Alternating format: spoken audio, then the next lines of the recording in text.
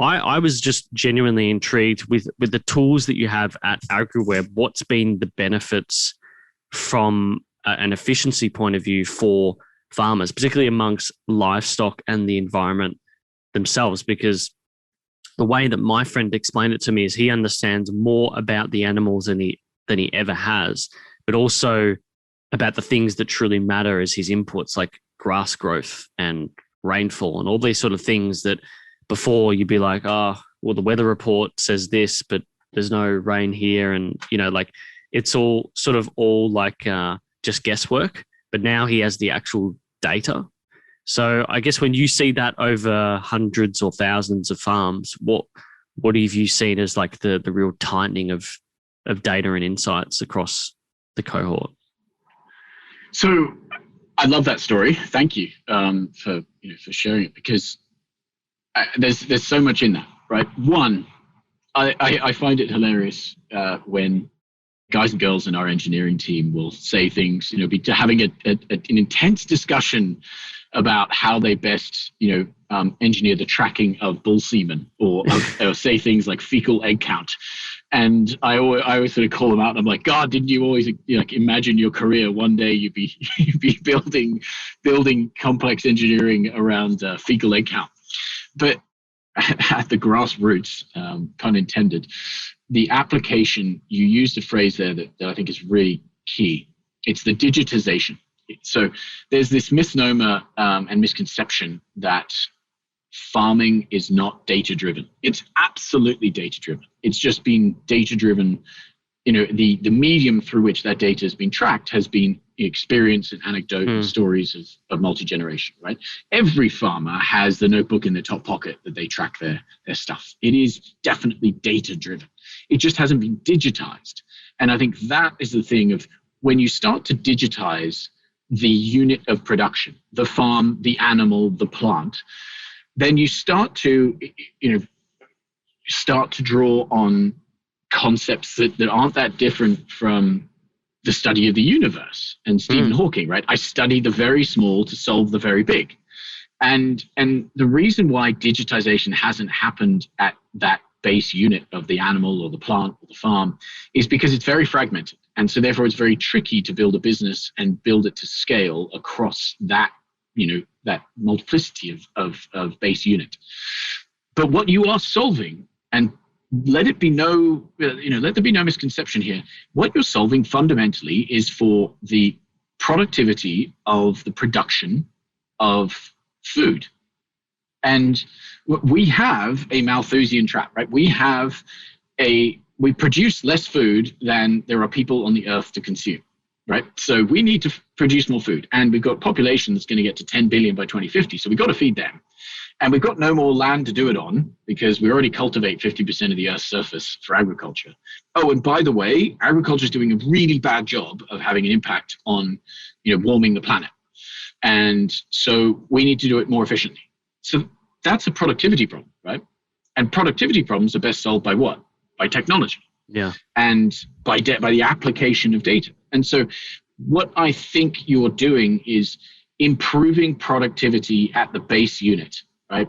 At the plant, at the animal, in order to drive a great result for the farmer, because the farm becomes more productive, becomes more profitable, hopefully becomes, more sustainable for multi-generational, existence of farming. And then at the big level, you're starting to have more information and data about the food, which means that consumers can actually demand more about where their food came from, what its impact is, how it was raised, was it sustainable, etc. And I'm sure we can get into that carbon footprint in a second. But finally, you're getting to, as a global level, what is happening in our supply chain, and is it becoming more productive and more efficient so that we can feed all of these mouths and we can bring the end to starvation. Yeah. And I think that is it's not too difficult a kind of mission to draw from, but it has to be done from that kernel denominator at the beginning, which is the animal or the plant. Well, it's so funny you mentioned that, because that efficiency and more so the uncovering of how you get to that efficiency I reckon really started about 10 years ago. So just before you would have founded the business, and people like Joel Salatin who talk about, they call, I don't know if he's termed it holistic husbandry or holistic farming, but basically it was the insight that your primary input that affected your output was the capture of carbon, and particularly around grasses for someone who is a beef farmer. Or this was something that he realized, and he could actually show what it did to the land that the farmer worked on, whether it was through erosion, by having animals just in one pen at one time, like for the entire time of their life, or a few little pens, as opposed to roaming around in multiple pens, and what that did to the grass. And for me, that is what tools like yours will do over the coming years, which will make things more efficient down the line, which is I mean, I think that people don't really, it's not widely held knowledge. So to explain it super quickly is like what's called regenerative grazing and carbon sequestration. So animal rearing, particularly beef, is responsible for, somewhere between 9 and 12% of all greenhouse emissions. And so that's a lot. And if in fact cows were a country, they would be third behind China and the United States in terms of emission.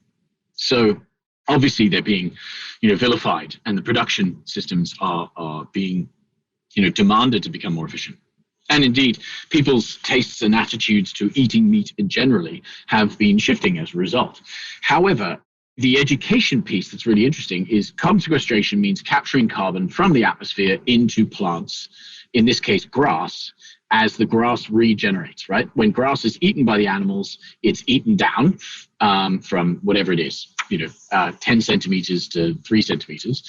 And the act of regrowing that grass captures carbon and sequesters it and into the soil.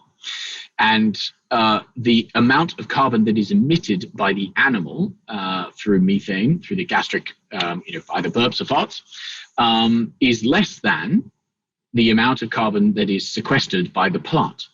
So long as you efficiently rotate the animals through that grass, you basically have to maintain the eat versus regrow between a certain length, because it is at that peak rate of growth for the plant that it maximizes its carbon sequestration. Yeah. So what do I mean by this? All this, blah? Well, it means that unlike any other industry that talks about reducing its carbon footprint, the beef production industry can realistically become not just carbon neutral, it can become net carbon negative. Yeah. So in terms of sustainability, we've got the opportunity to take one of the biggest offenders and actually turn it into a net negative, a carbon sink that can be offset for other industries. Yeah. And I think that's awesome. Like conceptually, that's amazing. Like you can't take air travel and suddenly be like, it's going to be a carbon sink, or even motor cars. Like that doesn't happen. But even if you compare it to other forms of farming, you can't even you can't do it as easily as say with grain farming or other forms of. That's what I found so interesting when I learned about this is, the argument against cattle farming, with the pros for grains, seeds, and other forms that are not animal based is actually is just wrong, and that animal farming does have a slight advantage if done right. Yes, I think look, there are lots of opinions. I wouldn't necessarily stand and advocate for or against we've got to have synthetic meat or alternative meat products, and that's the only thing, or we've got to have, that's all, rubbish, and we've got to stick with the traditional way. I actually think we need to feed the world. And so all of these different advents, the realization and commercialization of different forms of protein are great. And we should all stand alongside that. And I don't just mean that from the kind of a mealy mouth way. I really do believe that. Like I'm good friends with George at Vox, and I think he's doing some awesome stuff to create, impossible meats here in Australia. And so, and I wish him every success.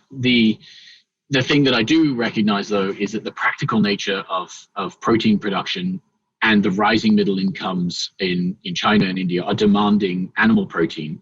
We also recognize like the science is still heavily out and in favor of animal proteins have been largely responsible for the consumption of animal proteins have been largely responsible for the evolution of Homo sapiens as a species.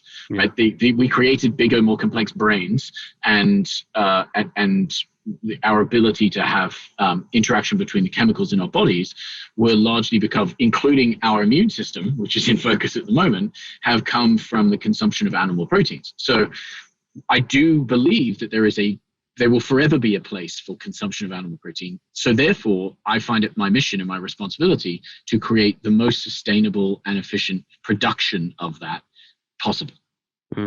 Yeah, I'd agree with that. And I think it's a very interesting space. And I think you and I probably have the same realization of the advantages of the sort of agriculture space in particular over things like manufactured meats. But I guess we'll see. We'll see in the next few years what happens. But I've always said that farmers should have tax incentives to sequester more carbon. And it should be more of an emphasis because I think they could really have a major impact.